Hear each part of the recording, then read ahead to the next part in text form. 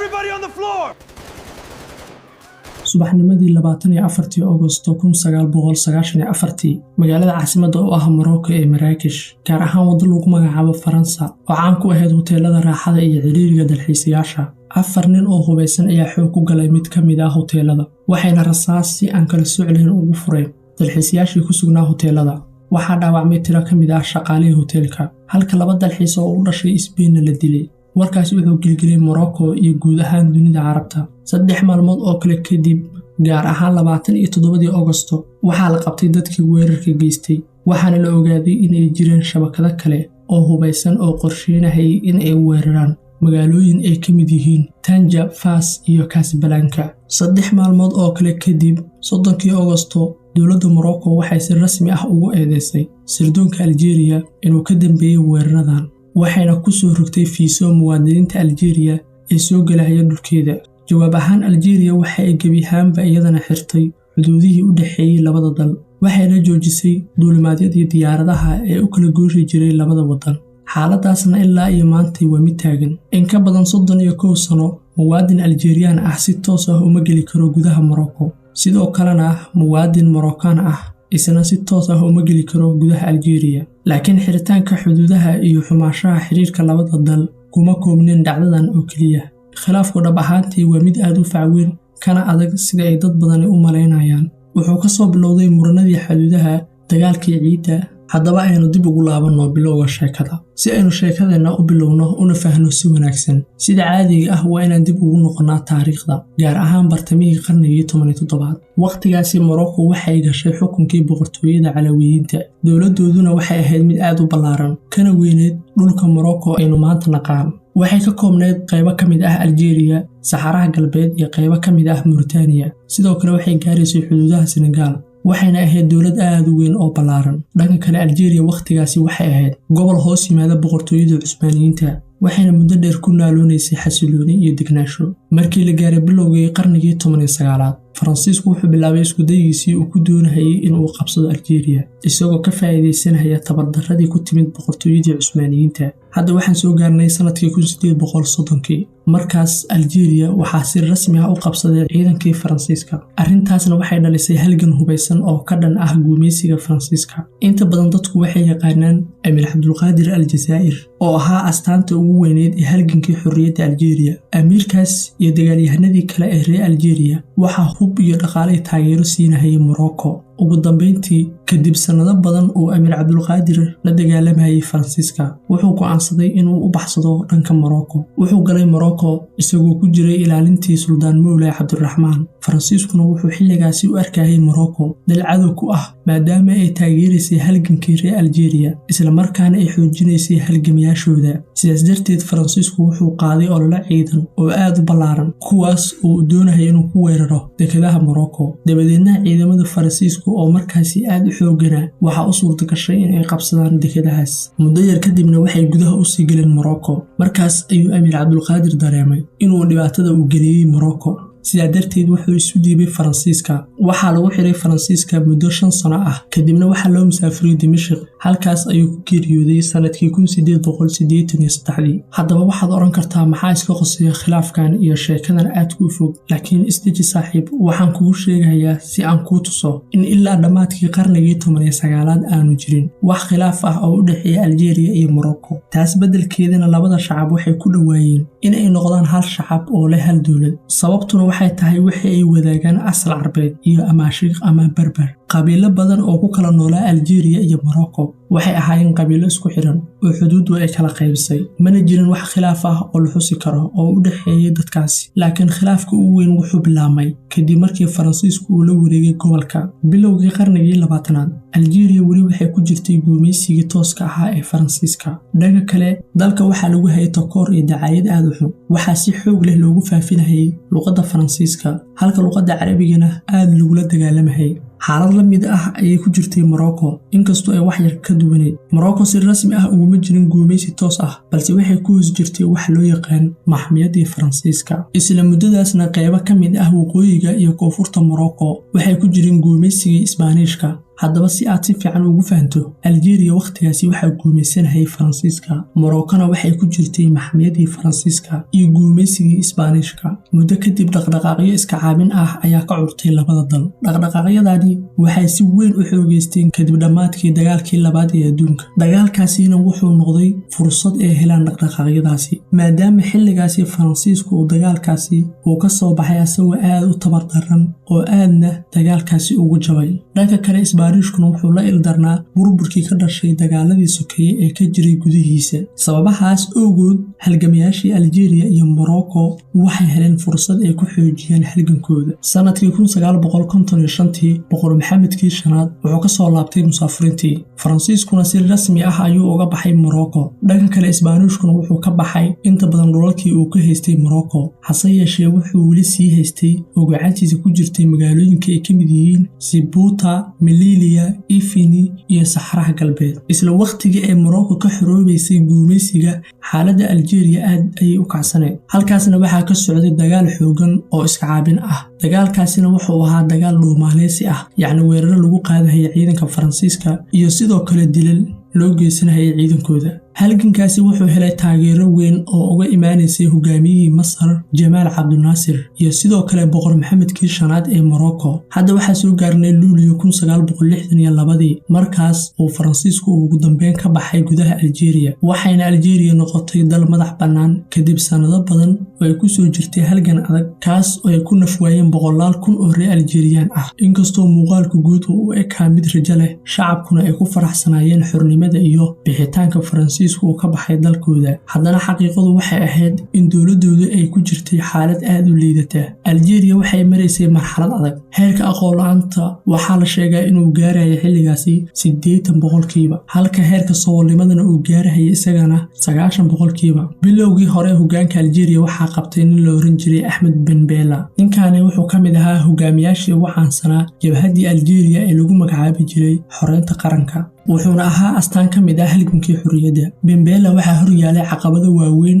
oo dhinacyada dhaqaalaha bulshada iyo maamulka ah laakiin caqabadii ugu weyn waxay ahayd arrinta la xiriirta xuduudaha Algeria xuduudihii Algeria ay ka dhaxashay guumaysigii Faransiiska waxaa ku jiray dhulal saxaro ah oo aad muhiim u ahaa kuwaas oo Morocco ay sheegatay in taariikh ahaan iyaga ay horey u lahaan jireen sida gobolada Bashaar iyo Tindouf halkaas ayuu khilaafku ka bilowday Algeria iyaduna way sheeganaysay si la mid ah haddaba xusuusno xilligan aynu marayno dhulkani wuxuu si rasmi ah uga mid yahay dawladda cusbeed ee Algeria Morocco oo arrintaasi ka soo horjeeday ayaa waxay tiri arrintani ma soconayso dhulkani waa kuwii annaga naga maqnaa waxaana idinka kugu dulqaadanaynay intii aad guumaysiga ku jirteen laakiin hadda waad xoroodeen sidaas darteedna waa inaad noo soo celisaan dhulkayaga Algeria oo arrintaasi ka soo horjeeday ayaa iyadana waxay ku soo jawaabtay haddii aan maanta dib u sawirno khariidada oo aan bilowno in aan baarno dhul walba cidda taariikh ahaan iska lahayd arrintaasi dhammaan ma yeelanayso dal kasta ama koox kastana waxay bilaabi doonaan markaasi in ay sheegtaan qayb ka mid ah Algeria waxay sii raacisay hadalkeeda xaaladdu ha ahaato sida ay hadda tahay dal kastana ha ixtiraamo xuduudihiisa Morocco way diiday arrintaas waxayna ku adkaysatay inay dib u hesho dhulka ay sheeganayso dhanka kale Algeria iyadana waxay ku adkaysatay ilaalinta khariidada cusub ee dalkeeda iyadoo ku doodaysay in dhammaan dhulkii ay ka dhaxashay Faransiiska lagu xoreeyay dhiigga shuhadadeeda waxayna tiri annaga ayaa xoreynay annaga ayaa ku dagaalamay sidaas darteedna dhulkaani annaga ayaa iska leh oo ma jirto cid sheegan karta si kooban tani waxay ahayd udub dhaxaadkii khilaafkii labada dal Morocco waxa ay ku doodaysay xaquuq taariikheed oo ka maqnayd halka Algeria iyadana ay ku doodaysay in la ilaaliyo xuduudihii ay ka dhaxashay guumaysigii Faransiiska bishii Oktoobar 1963 ciidanka Morocco waxay xoojiyeen joogitaankoodii militari ee agagaarka xuduudda Algeria dawladdu waxay u maleynaysay in ciidanka Morocco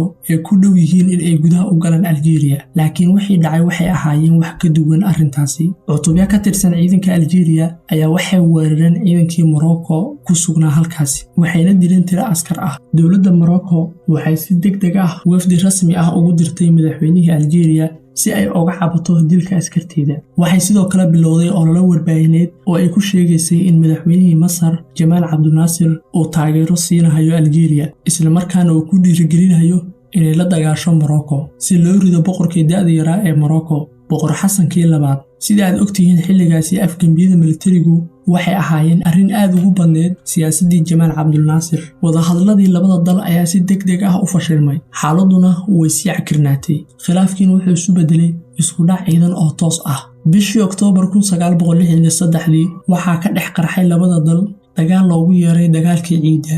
Bilowgii dagaalka, ciidamada Morocco waxay ku guuleysteen inay dib ula wareegaan qaar ka mid ah dhulkii ay sheeganayeen. Xilligaas ciidanka Morocco waxay haysteen hub iyo qalab ka wanaagsan kii ciidanka Algeria, maadaama ciidanka Algeria uu jiray muddo 1 sano ah oo kaliya. Laakiin maalmo yar kadib markii Morocco ay dagaalka ku guuleysatay, waxaa Algeria soo gaaray gargaar iyo taageero uga yimid dowladda Cuba, taas oo si weyn u taageerisay Algeria intii uu socday dagaalka.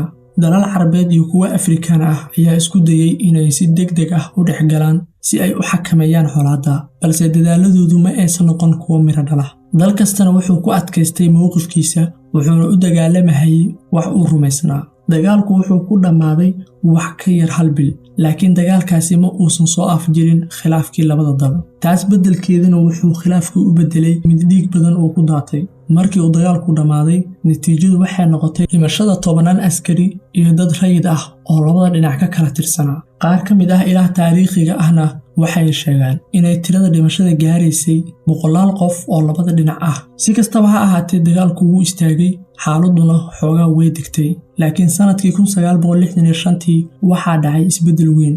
isla sanadkaasi, wasiirka difaaca ee Algeria laguna magacaabi jiray Hawari Boumediene ayaa wuxuu afgembi ku qabsaday taladii dalka Algeria, isagoo xilka ka tuuray madaxweynihii Ahmed Ben Bella. afgembigaasna wuxuu ahaa mid aan wax dhiiga ku daadan, balse wuxuu noqday dhacdo taariikhi ah. xilligii uu talada hayay Boumediene, Algeria waxay isu bedeshay meel ay ku kulmaan halgamayaal iyo dhaqdhaqaaqyo kacaan oo ka kala yimid daafaha dunida. wuxuu xiriir dhow la yeeshay Jamaal Cabdul Naasir oo xilligaasi xukumayay Masar, midowgii Sofiyeeti Fidel Castro oo ahaa hogaamiyihii Cuba, ururkii xoreynta Falastiin PLO, iyo dalal iyo ururo dhaqdhaqaaqyo kale oo badan. waxaa laga yaabaa inaad tiraahdo isbeddelka weyn iyo khilaafka aad sheegayso xaggee ayuu ka jiraa. muhiimaddu waxay tahay in dhammaan aragtiyadani ay ahaayeen kuwo si weyn uga soo horjeeday nidaamka boqortooyada. haddaba boqortooyadu waa tuma. haddaba boqortooyada ugu weyneyd ee waqooyiga Afrika waxay ahayd boqortooyada Morocco. xilligaasi kooxaha bidixda iyo shuuciyiinta oo markaasi Algeria taageerayay waxay isu arkayeen kuwo horumarsan, halka boqortooyooyinka ay u arkayeen nidaamyo laga gudbay oo dib u dhac ku yimid. haddaba boqortooyada ugu weyneyd ee waqooyiga Afrika waxay ahayd boqortooyada Morocco. sidaa darteed, markii Hawari Boumediene uu talada qabtay, khilaafkii u dhaxeeyay Algeria iyo Morocco kuma sii koobnaan xuduudaha, ee wuxuu isu bedelay khilaaf siyaasadeed iyo mid mabda'eed. hal dhinac wuxuu taageersanaa hanti wadaagga, halka dhinaca kalena uu u janjeeray nidaamka raasumaaliga ama hanti goosadka. sidoo kale, hal dhinac wuxuu la safnaa bariga, halka dhinaca kalena uu la safnaa galbeedka. haddaba markaad maqasho hanti wadaag iyo hanti goosad, bari iyo galbeed, waxaad soo xasuusanaysaa dagaalkii qaboobaa. sidaas darteed, bartamihii 60-aadkii, khilaafka u dhaxeeyay Algeria iyo Morocco wuxuu si rasmi ah uga mid noqday khilaafkii la xiriiray dagaalkii qaboobaa ee u dhaxeeyay midowgii Sofiyeeti iyo Mareykanka. bilowgii 1970-yadii, xaaladda gobolku waxa ay gashay marxalad cusub. Algeria oo qiyaastii 10 sano ka hor ahayd dal burbursan oo sabool ah, waxay isu bedeshay dal leh miisaaniyad siyaasadeed, ciidan iyo dhaqaale. dhanka kale, Morocco waxay ku jirtay waqti adag sababo la xiriira sii socoshada gumaysiga Isbaanishka oo haystay weli waqooyiga iyo koonfurta dalka, iyo sidoo kale musuqmaasuqii ka jiray gudaha dalka. sidaa darteed, 10kii Luulyo 1971, xilli uu boqorka Morocco u dabaaldegayay maalintiisa dhalashada, waxaa dhacay iskuday afgembi oo halis ah. afgembigaasi waxaa hogaaminayay 2 ka mid ah jenaraaladii ugu sarreysay ciidanka. qorshahooduna wuxuu ahaa in ay weeraraan qasriga boqortooyada, inay qabsadaan sidoo kale idaacadda rasmiga ah ee Morocco, iyo sidoo kale inay la wareegaan wasaaradda difaaca dalka. iskudayga afgembigu wuxuu ahaa mid dhiig badan ku daatay oo qiyaastii 300 oo qof ayaa ku dhimatay afgembigaasi. si kastaba ha ahaatee, afgembigii wuu fashilmay, boqorkuna si mucjiso leh ayuu uga badbaaday afgembigaasi. laakiin 1 sano kadib ayaa mar kale waxaa la isku dayay afgembi kale. markaani saraakiil ka tirsan ciidanka cirka ee Morocco ayaa waxay isku dayeen in ay soo ridaan diyaaradii uu saarnaa boqorka. afgembigaasna isna wuu fashilmay, boqorkuna mar kale ayuu si mucjiso leh uga badbaaday afgembigaasi. xilligaas. labadan dhacdo kadib boqor xasankii labaad wuxuu go'aansaday in uu dib u qiimeeyo arrimo badan oo ka jiray dalkiisa. wuxuu si weyn u adkeeyey awoodiisa uu ku lahaa ciidamada. sidoo kale wuxuu go'aansaday in uu xaqiijiyo in dowladda ay si buuxda gacanta ugu hayso dhammaan dhulka Morocco, gaar ahaan gobolka Saxaraha Galbeed oo waqtigaasi weli ku jiray gumaysigii Isbaanishka. boqorku wuxuu ka dalbaday in Saxaraha dib loogu soo celiyo Morocco si nabad ah oo diblomaasiyadeed, iyadoo aan wax dagaal ah la gelin. laakiin Isbaanishku inkasta oo xilligaasi la tacaalayay dhibaatooyin badan oo ka jiray gudihiisa, wuxuu ku adkaystay inuu sii haysto Saxaraha. wuxuu ku doodayay in Saxaruhu yahay dhul aan cidna si gaar ah u lahayn. Morocco se waxa ay ugu jawaabtay oo ku tiri mar kale, sidee loo oran karaa dhulkaani cidna ma lahan? dhulkaani waa qayb ka mid ah boqortooyada Morocco. wuxuu ka tirsanaa kumanaan sano ka hor. sidaa darteed bishii Oktoobar 1975 boqorka Morocco wuxuu ka soo muuqday telefishinka. wuxuu ugu baaqay shacabka Morocco inay ka qayb qaataan banaanbax nabadeed oo aad u ballaaran. banaanbaxaas oo ku jihaysan Saxaraha, isla markaana ay ka gudbaan xuduudaha iyo xeendaabyadii ay Isbaanishku dhiseen. wuxuu yidhi, shacabkayga qaaliga ah oo imaqla, berri haddii uu Alla idmo waxaad ka gudbi doontaan xuduudaha. waxay ahayd arrin u muuqatay mid aan caadi noqonayn, balse runtii way dhacday oo way rumowday. bilowgii Nofeembar 1975 in ka badan 350,000 oo muwaadiniin Moroccan ah ayaa u hoggaamsamay baaqi boqorka. rag iyo dumar oo ka kala yimid daafaha boqortooyada ayaa u dhaqaaqay dhankii Saxaraha. waxay wateen calanka Morocco, sawirada boqorka iyo kitaabka Qur'aanka Kariimka ah, waxayna ka gudbeen xuduudii u dhaxaysay Morocco iyo Saxaraha. maalmo yar kadib banaanbaxaasi, Isbaanishku wuxuu ogolaaday inuu wada xaajood la galo Morocco. sidaas darteed qorshihii boqorku wuxuu noqday mid guulaystay. qiyaastii 3 bilood oo wada xaajood ah kadib, Isbaanishku wuxuu si rasmi ah uga baxay Saxaraha. waxaa lagu heshiiyey in dhulkaasi loo qaybiyo Morocco iyo Mauritania, laakiin halkaasi waxaa ka dhashay dhibaato kale oo weyn. qayb ka mid ah dadkii deganaa Saxaraha ayaa diiday in ay ku biiraan Morocco ama Mauritania. waxay dalbadeen in loo sameeyo dal madax bannaan oo iyaga u gaar ah. dalabkaasi wuxuu si degdeg ah isugu bedelay dagaal hubeysan kadib markii la aasaasay urur ciidan ah oo lagu magacaabo Jabhadda Shacabka Xoreynta Saaqiya Al-Xamra iyo Wadi Ad-Dahab oo loo soo gaabiyo Polisario. haddaba su'aashu waxay tahay, yaa taageeray Polisario oo ahaa markaasi urur cusub, aanan haysanna wax awood iyo midna aan lahayn, isla markaasna ka mid ahaa dhulkii markaasi uu ka baxay Isbaanishka? jawaabta su'aashaasina waxay si kooban u noqonaysaa waxaa taageeray Algeria. hadda ayaan arkaynaa khilaafka oo sii xoogaysanaya mar kale. halkaanina waxaa sidoo kale dhihi karnaa wuxuu ka mid yahay meelaha ugu waaweyn uu ka bilowday khilaafka. khilaafka Algeria iyo Morocco ayaa ka bilowday halkaani, maadaama Algeria ay taageertay jabhaddii Polisario. Algeria waxay bilowday inay si weyn u taageerto Polisario, waxayna bilowday inay ka taageerto dhinacyada siyaasadda iyo militarigaba. halkaas ayaa mar kale waxaa ka sii cortay khilaaf u dhaxeeya Morocco iyo Algeria, kaasoo u gudbay marxalad cusub oo aad u khatar badan. laga soo bilaabo dabayaaqadii 1975 kadib markii Isbaanishku bilaabay inuu ka baxo Saxaraha Galbeed, waxaa qarxay dagaalo u dhaxeeya ciidanka Morocco iyo ururka Polisario. dagaalku ma ahayn mid nidaamsan oo laba ciidan ay hor fadhiyaan ay ku wada dagaalamayaan, wuxuu ahaa dagaal dhuumaaleysi ah ama nooca loo yaqaano ku dhufo ka dhaqaaq, kaasoo ku saleysnaa weeraro kadis ah oo lagu soo qaadayo ciidamada Morocco. Morocco waxay la wareegtay qayb ka mid ah Saxaraha, waxayna halkaasi ka dhistay khad difaac oo ay u bixisay markii dambe derbiga ciida. dhanka kale, jabhadda Polisario iyadana waxay gacanta ku dhigtay deegaano kale, gaar ahaan kuwa xiga dhanka bari oo u dhow xuduudda Algeria. halkaasna waxaa ka bilowday khilaaf cusub oo sii qoto dheeraaday, kaas oo ka curtay qaaradda Afrika. dalalka Afrika iyo duniduba waxay u kala qaybsameen laba dhinac. qaar waxay taageereen in Morocco ay maamusho Saxaraha Galbeed, halka qaarka kalena ay ku doodahayeen in shacabka Saxaraha ay iyaga xaq u leeyihiin inay iyaga go'aansadaan mustaqbalkooda, oona kala doortaan haddii ay rabaan inay yeeshaan dal madax bannaan ama haddii ay doonayaan inay ku biiraan Morocco. waxayna dhaheen taasi waa arrin ayaga u taalla ee go'aanka iyaga hala siiyo. labadaas dhinac ayaa la kala taageeray. sanadkii 1984 khilaafku wuxuu gaaray heer cusub kadib markii ururka Midowga Afrika uu soo saaray wareegto uu ku aqoonsanayo Jamhuuriyadda Dimuqraadiga Carabta ee Saxaraha. isla markaasna ay aqbaleen calankeeda. Morocco waxay ugu jawaabtay arrintaasi in ay ka baxdo midowga Afrika. Ilaa maantana Morocco waa dalka aan ku jirin dalalka midowga Afrika. Sanadihii xigay khilaafku wuu sii adkaaday. Waxaa sii socday iska hor imaadyada u dhaxeeya ciidamada Morocco iyo jabhadda Polisario. Morocco waxay heshay taageero ka timid Mareykanka, qaar ka mid ah wadamada Yurub, iyo mid ay ka heshay dalalka Carbeed oo xadidneed. Polisariana iyadana waxay heshay taageero weyn oo siyaasadeed iyo mid ciidan oo uga timid Algeria. Waxay sidoo kale heshay taageero militari oo uga timid madaxweynihii Liibiya Muammar al-Gaddafi iyo dalka Cuba, iyo taageero markii dambe uga timid Iiraan. Xitaa waxaa la sheegaa in ururo sida Xisbullah oo kale ay u muujiyeen taageero. Hadda aynu ka gudubno arrinta saxaraha, maadaama ay tahay mowduuc aad u ballaaran oo dheer oo isku dhexyaacsan una baahan muuqaal gaar ah in laga sameeyo. Waxaan halkan ugu soo qaadanay oo keliyana maadaama ay tahay mid ka mid ah marxaladihii ugu muhiimsanaa ee khilaafka u dhaxeeya Morocco iyo Algeria. Markii la gaaray dhamaadkii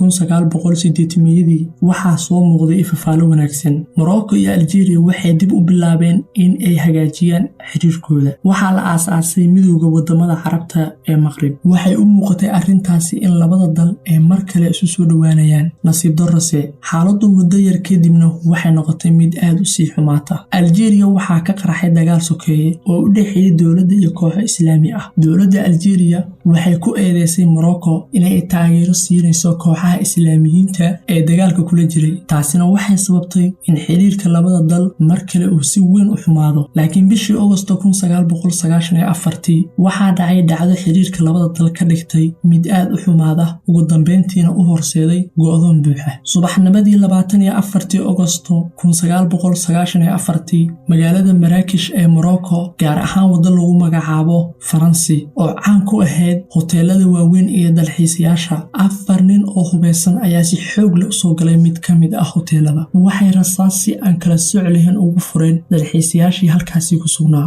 Waxaa dhaawacmay qaar ka mid ah shaqaalihii hoteelka, halka 2 dalxiise oo u dhashay Spain halkaasi lagu dilay. Warkaasi wuxuu gilgilay Morocco iyo guud ahaan dunida Carabta. 3 maalmood kadib, gaar ahaan 27 Agosto, waxaa la qabtay dadkii weerarka geystay. Waxaa la ogaaday inay jireen shabakado kale oo hubeysan oo qorsheynayay weeraro kale oo ay doonayaan inay ku qaadaan magaalooyinka Tanja, Fas iyo Casablanca. 3 maalmood oo kale kadib, 30 Agosto, Morocco waxay si rasmi ah ugu eedeysay sirdoonka Algeria inuu ka dambeeyay weeraradaas. Waxay ku soo rogtay fiiso muwaadiniinta Algeria ee soo galaya dalkeeda. Jawaab ahaan, Algeria waxay si gabi ahaanba iyadana u xirtay xuduudda ka dhaxaysa labada dal. Waxayna joojisay duulimaadyadii diyaaradaha ee u kala gooshi jiray labada wadan. Xaaladaasna waa mid taagan ilaa iyo maanta muddo ka badan 30 sano ma jiro muwaadin Algerian ah oo si toos ah u geli kara gudaha Morocco. Sidoo kale ma jiro muwaadin Moroccan ah oo si toos ah isna u geli kara gudaha Algeria,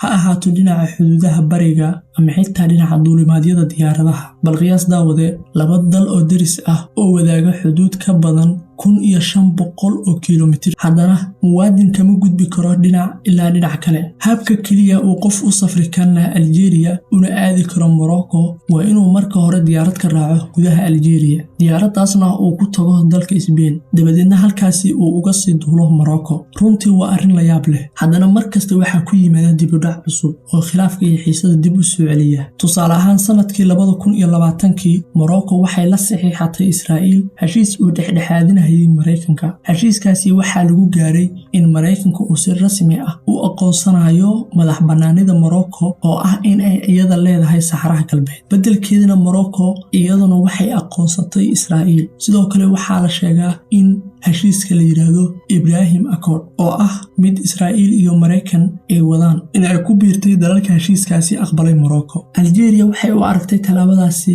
mid aan sharci ahayn, waxayna ku adkaysatay in dadka degan saxaraha ay iyaga xaq u leeyihiin inay go'aansadaan masiirkooda ee aanan Mareykanka iyo cid kalena aysan u go'aamin karin masiirkooda. Waxa intaasi dheer, Algeria waxay u aragtay in isu soo dhawaashaha Morocco iyo Israa'iil iyo Mareykanka in uu khatar ku yahay amniga qarankeeda. sidaas darteed Algeria waxay mar kale si rasmi ah u jartay xiriirkii diblomaasiyadeed ee ay la lahayd Morocco. waxay xirtay safaaradihii waxayna hakisay dhammaan heshiisyadii u dhaxeeyay labada dal. tan iyo waqtigaas ilaa iyo maantay ku dhawaad 6 sano xaaladdu waxay tahay mid go'doon buuxa ah. ugu dambeyntii waad ku mahadsantihiin daawashada muuqaalkan. waxaan rajeynayaa inuu idin cajab geliyay kana faa'iideysateen wax badan. haddaba sidaa darteed ha iloobin inaad subscribe dhahdaan kanaalka oo aad furataan kambaleelka. intaas ayuu ahaa muuqaalkayga maanta. waxaan isku arki doonaa muuqaalka xiga haddii Alla idmo. nabadgeliyo.